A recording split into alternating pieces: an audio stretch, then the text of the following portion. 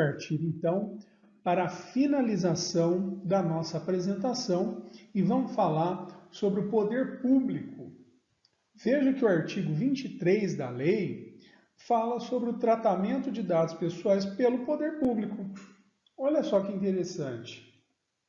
O tratamento de dados pessoais pelas pessoas jurídicas de direito público deverá ser realizado para atendimento de sua finalidade pública. Ou seja, eu não posso, sendo um ente público, eu não posso me utilizar de uma finalidade particular, de uma finalidade privada. Não, é a finalidade da instituição, a finalidade pública da instituição. Na persecução do interesse público, com o objetivo de executar as competências legais da instituição ou cumprir atribuições legais do serviço público. Aqui, lembramos os conceitos de controlador e operador, porque nós entramos na parte que fala sobre os agentes de tratamento, as suas responsabilidades e etc. Então, lembrando que o controlador é aquele que compete a decisão referente ao tratamento. E o operador é aquele que realiza esse tratamento, em certos casos, em nome do controlador. Então vejam que esses agentes devem manter o registro de suas operações de tratamento desses dados pessoais, especialmente quando baseado no legítimo interesse do controlador. Mas não baseado apenas no legítimo interesse, mas baseado em qualquer uma das hipóteses. Eu preciso manter para comprovar como eu utilizei e por que eu utilizei. Por quê? Porque é uma obrigação legal chamada prestação de contas, accountability. Esses agentes de proteção, seja controlador ou operador, podem ser responsáveis solidários em caso de não cumprimento dessa prestação de contas. O que quer dizer responsabilidade solidária? Ou um ou outro deve se responsabilizar pelo tratamento, ou pela forma que foi dado esse tratamento. E o operador deve realizar o tratamento de acordo com as instruções que o controlador o fornece. Ele vai verificar a observância dessas instruções e também, é claro, das normas gerais sobre a matéria. Mais uma vez, o controlador também responde solidariamente no caso de um incidente de segurança que o operador dele causou. Então veja como é importante para as empresas que o controlador saiba escolher os seus operadores, porque ele pode responder, na verdade ele responde solidariamente caso o operador deixe vazar dados ou deixe realizar algum incidente de segurança. Então é muito interessante que o controlador, a empresa, possa se precaver por meio de acordo de processamento de dados, por meio de contratos que prevejam cláusulas fortes de LGPD. Mais uma vez aqui, falamos do relatório de impacto, a proteção de dados pessoais, que o controlador pode ser compelido por quem? Pela ANPD, a elaborar esse relatório, inclusive dos dados sensíveis, referente às suas operações de tratamento de dados nos termos de regulamento, e vai haver um regulamento, já está havendo uma regulamentação sobre isso, claro, sempre observados segredo comercial e segredo industrial. No seu artigo 40, a lei fala sobre interoperabilidade. O que é isso? É a capacidade de um sistema se comunicar com o outro, seja ele semelhante ou não ao primeiro. Por que nós estamos falando de interoperabilidade? Porque a ANPD ela tem que dispor sobre padrões para essa capacidade de comunicação entre sistemas. A fim de quê? A fim de cumprir aqueles requisitos que fala da portabilidade, do livre acesso aos dados pelo titular, da segurança, do tempo e da guarda de registros de acordo com a necessidade, de acordo com a transparência.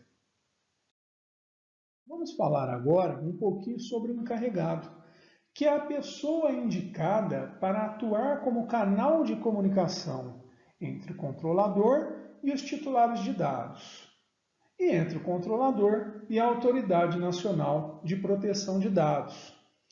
A identidade e a informação de contato desse encarregado deverá ser divulgada publicamente pelas empresas, de uma forma clara, de uma forma objetiva, preferencialmente no site do controlador. Então, tem lá o nome e o e-mail de contato desta pessoa, né, de uma forma clara, de uma forma fácil de encontrar.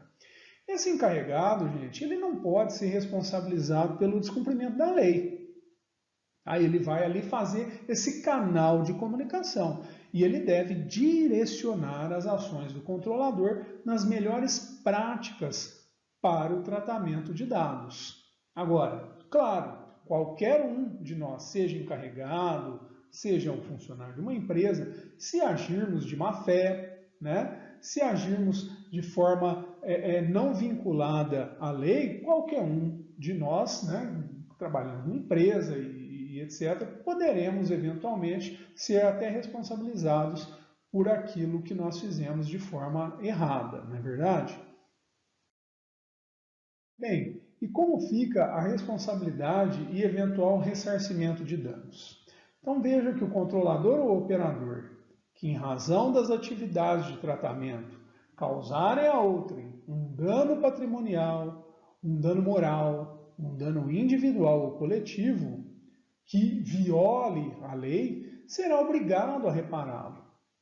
Né? Então veja que poderá inclusive existir a inversão do ônus da prova em favor do titular. O que é isso?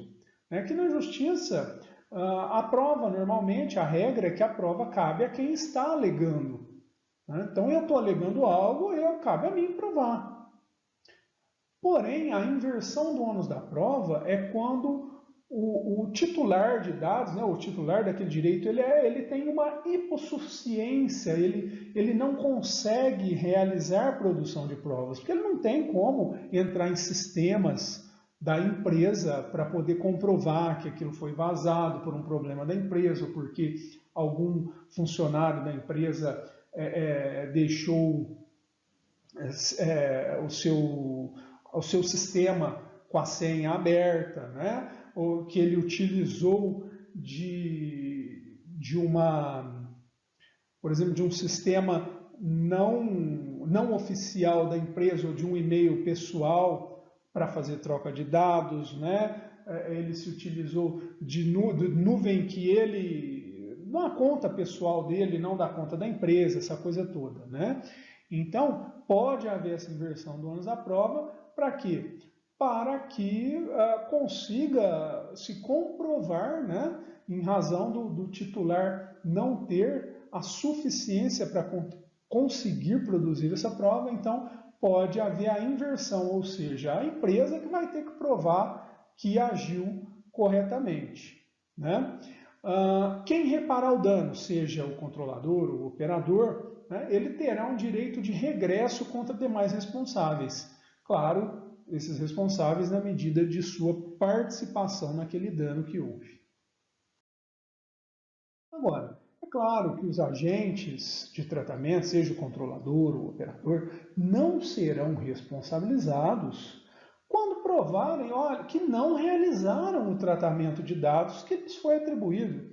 O sujeito fala, olha, eu não realizei esse tratamento, está aqui, olha aqui os meus logs, aqui está sem fundamento. Eu não posso ser responsabilizado. Né? E quando provar também que, embora tenha realizado o tratamento, não houve nenhuma violação à legislação. Tratei, mas não houve nenhuma violação. Então, eu não vou ser responsabilizado. Né? Ou que o dano é decorrente de uma culpa exclusiva do titular de dados ou de terceiro. Por exemplo, nesse caso aqui, nós podemos citar uma pessoa que baixa um aplicativo e que precisa lá de senha e etc., e ela deixa ali já anotado, fácil, ou deixa isso em aberto, em que qualquer um pode acessar e eventualmente trazer prejuízos para ele. Vejam que interessante né, que as hipóteses de violação do direito do titular de dados pessoais no âmbito de relações de consumo, ou seja, no âmbito do Código de Defesa do Consumidor, permanecem sujeitas às regras do Código de Defesa do Consumidor. Então, olha que o agente que causou um dano, né, em razão da LGPD, em razão da não, né, da não previsão da LGPD, desculpa, não previsão, mas em razão do não cumprimento da LGPD, né, ele pode também ser responsabilizado no âmbito do Código de Defesa do Consumidor, claro, né, se ele está agindo como fornecedor de produtos ou serviços, porque o Código de Defesa do Consumidor também traz essa responsabilização por danos causados. Claro, novamente, quando tem a ver com o fornecimento de produtos ou serviços.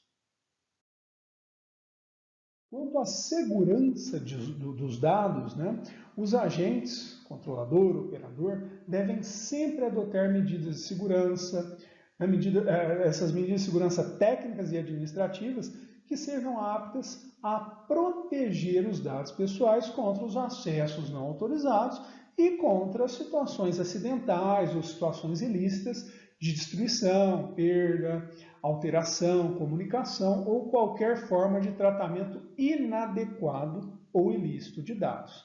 Não é? Então, essas medidas devem ser tomadas desde a concepção do produto ou serviço que eu ofereço, né? E até, claro, a sua efetiva execução. Então, nós temos dois conceitos aí, o Privacy by Design, que significa privacidade desde a concepção. Ou seja, quando eu tenho um projeto, desde o início desse projeto, a privacidade deve ser levada em consideração.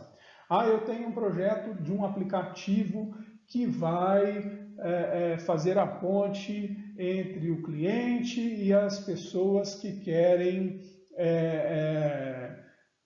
que necessitam de um determinado serviço aí, etc. Bom, tá, eu vou fazer o meu aplicativo ali. Eu tenho que considerar a privacidade deste meu eventual futuro cliente desde a concepção do projeto. Desde o início eu preciso levar isso em consideração. Então, é um aplicativo, é algo absolutamente novo, né? Vamos imaginar, relacionado à carona entre, né, uma pessoa que tem lá o seu automóvel, está passando naquele lugar por ali, o indivíduo que quer a carona chama, ele vai lá buscar essa pessoa. Tá bom, tudo bem. O aplicativo vai pedir dados desses indivíduos. Então, desde a concepção desse projeto, eu já tenho que estar preparado para a segurança dos dados pessoais desses envolvidos.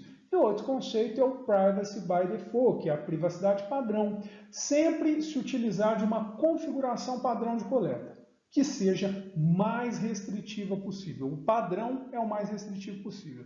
Depois, claro, a depender, nesse mesmo aplicativo, como exemplo, né, a depender de outros serviços que eu vou me utilizando, eu posso pedir mais dados. Mas, por padrão, eu preciso ter uma configuração de coleta mais restritiva possível com a finalidade de garantir a proteção desses dados.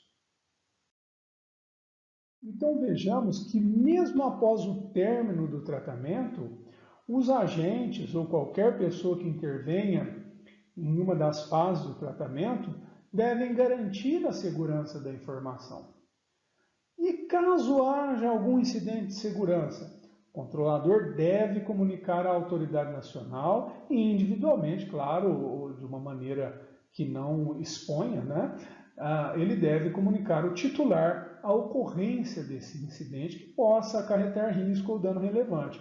Então a gente vê que algumas empresas, a gente vê que eles colocam na internet, houve o vazamento de dados assim assado, né?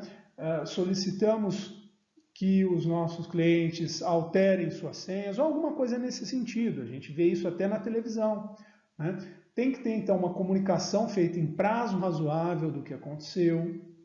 contendo, no mínimo, a descrição da natureza dos dados que foram afetados, as informações sobre os titulares, a indicação de medidas técnicas e de segurança utilizadas para proteger esses dados que foram vazados. Essa comunicação ser feita num prazo razoável, contendo esses riscos relacionados ao incidente, motivo da demora, no caso dessa comunicação não ter sido imediata, as medidas que foram ou serão adotadas para reverter ou mitigar os efeitos do eventual prejuízo. Não é? Então, vejam que a própria autoridade nacional pode determinar ao controlador a adoção de algumas providências, como, por exemplo, a ampla divulgação do fato, né, a divulgação do incidente em meios de comunicação. Aí a gente começa a pensar meio que até parecido com um recall, né? As medidas para reverter ou mitigar os efeitos do incidente. E, claro, num eventual juízo de gravidade deste incidente, será avaliada a comprovação de que foram adotadas medidas técnicas adequadas pela empresa, né, para tornar os dados pessoais afetados ininteligíveis. Então, vocês vejam que, da mesma forma que a lei ela é dura, etc., mas ela traz alguma relação ali. Lembra quando eu falei lá da boa-fé e etc., né? Então, nós precisamos verificar este equilíbrio. Com relação às boas práticas e à governança, nós vemos que os controladores, os operadores, podem formular regras de boas práticas, seja individualmente ou até por meio de associações, estabelecendo procedimentos, né, incluindo relativos a reclamações, petições titulares, estabelecendo normas de segurança, padrões técnicos, ações educativas, mecanismos internos de supervisão e mitigação de risco, dentre outras regras ou outras normas internas que assim delimitem. Bem, em razão das infrações cometidas às normas previstas na Lei Geral de Proteção de Dados Pessoais, os agentes podem ficar sujeitos às seguintes infrações, mas nós devemos deixar bem claro que aqui nós estamos falando das empresas em geral, tá? Poder público, claro que algumas coisas aí não servirão para o poder público especificamente, mas veja que todo mundo pode receber advertência da ANPD. As empresas podem receber uma multa simples de até 2% do faturamento, limitado, claro, a 50 milhões de reais por infração. É muito alto, mas é um limite, né, de qualquer maneira. Multa diária também, limitada ao total descrito acima. Todo mundo pode receber a obrigatoriedade de publicar infrações após devidamente apurada e confirmada a ocorrência. Então, imagina para o marketing de uma empresa o tanto que isso acaba sendo ruim, né? A ANPD pode mandar bloquear o uso dos dados pessoais, né, até a sua eventual regularização e até mandar eliminar os dados pessoais a que se refere a infração. Ou seja, se elimina e não utiliza mais.